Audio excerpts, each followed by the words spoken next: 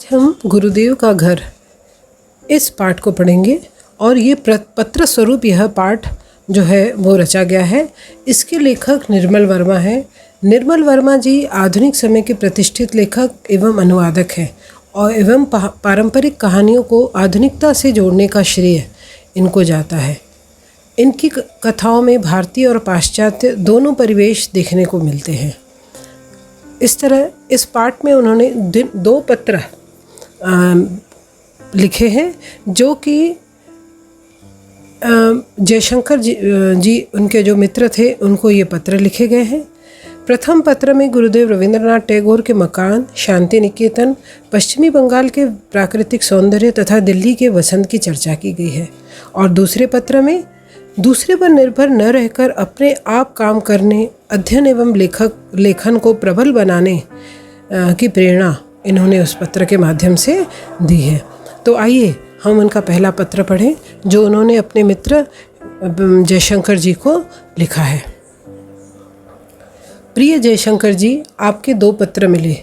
मैं शीघ्र उत्तर न दे सका।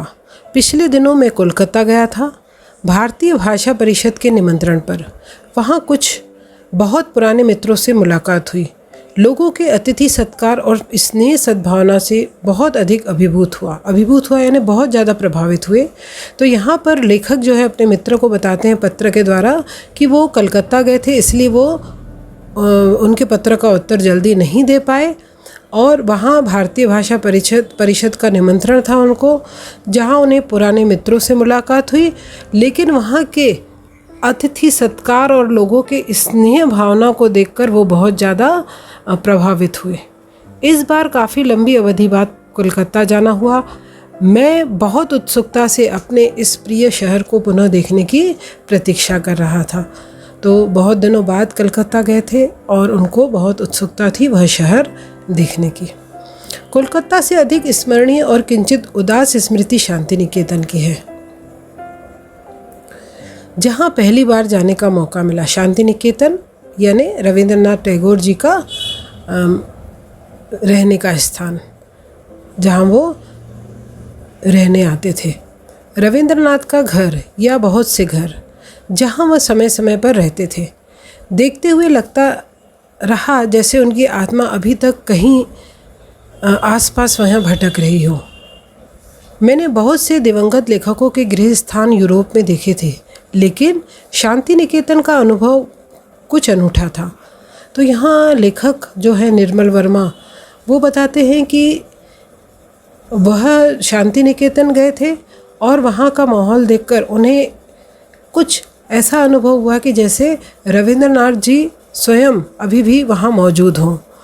उन्होंने ऐसा कहा कि कई जो लेखक थे जो आज इस दुनिया में नहीं हैं, उनके गृह स्थान रहने के स्थानों को उन्होंने देखा है। जब वो यूरोप में रहते थे तो यूरोप के में उन स्थानों को देखा, लेकिन जैसा अनुभव उन्हें शांति निकेतन में मिला वह आज तक उन्हें कभी भी किसी लेखक के घर में नहीं मिला है। जैसे किसी की अनुपस्थिति वहाँ हर पेड़ घड़ी पत्थर पर बिछी हो। मैंने वे सब पेड़ हाथों से छुए जिन्हें गुरुदेव रविंद्र बाबू ने खुद रोपा था और जिनके नामों का उल्लेख कितनी बार उनके गीतों में सुना था। एक दिन हम शांति निकेतन से कुछ दूर उस रम्य प्रदेश को देखने भी गए जहाँ पावा नदी बहती है। संथालों की रम्य झोपड़ियाँ, शाल के खेत और पेड़ों से घिरे पोखर, सबको देखकर अनायास शरद बाबू के पुराने उपन्यास, उनका परिवेश याद हो आया। शरद बाबू चट्टोपाध्याय भी एक बहुत बड़े लेखक थे। उनके उपन्यासों का जिक्र यहाँ पर लेखक निर्मल वर्मा ने किया है। जब वो वहाँ के रमणीय दृश्य देख रहे थे तो उन्हें ऐसा लग रहा था कि ये सारे जो दृश्य हैं वो उन्होंने शरद बाबू के उपन्यासों में पढ़े हैं, जिन्हें कभी उन्होंने बचपन में पढ़ा था। पश्चिमी बंगाल का प्राकृतिक सौंदर्य भारत के अन्य प्रदेशों से बहुत अलग है। कहते हैं मानसून के दिनों में वह और भी अधिक रमणीय हो जाता है।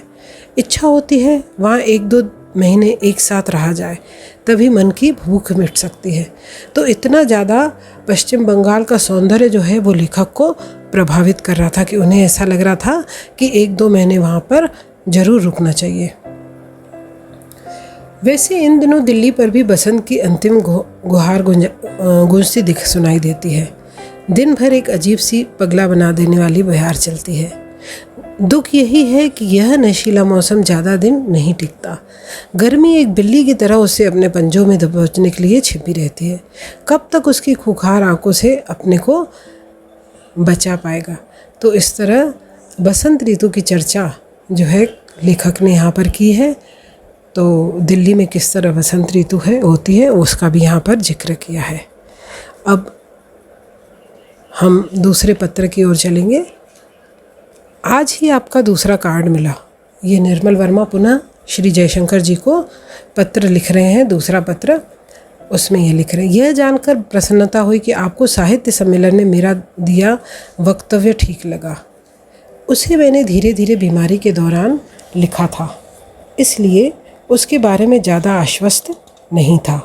पिछले 3-4 वर्षों से हर बार मैं अध्यक्षीय भाषण देना टालता रहा था।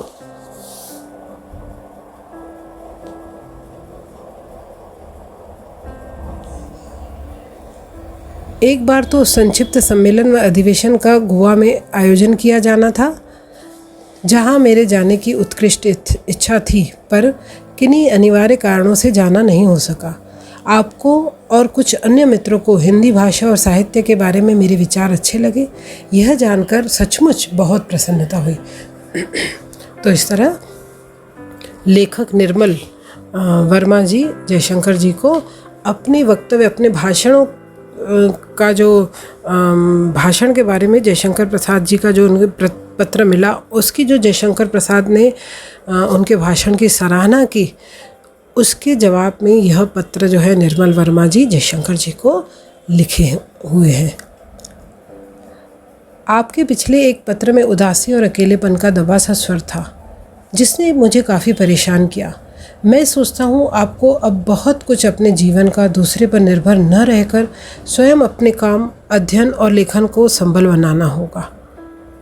भोपाल के मित्र अपने कामों में व्यस्त रहते हैं और यद्यपि सब आपसे बहुत स्नेह करते हैं, आपको उनसे नियमित पत्र व्यवहार की आशा नहीं करनी चाहिए।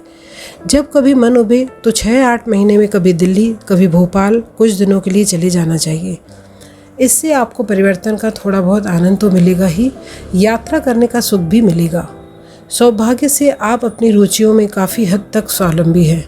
संगीत, पुस्तकों और कलाओं में आपकी दिलचस्पी बहुत हद तक आपके अनुभवों को एक नए क्षितिज की ओर ले जाती है, जहां आपका अकेलापन धुंध की तरह छितर जाता है।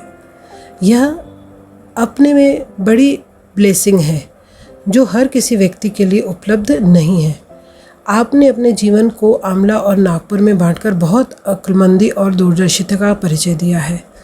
आप जब चाहे अकेले भी रह सकते हैं और ज़रूरत पड़ने पर परिवार और मित्रों के सानिध्य का सुख भी उठा सकते हैं।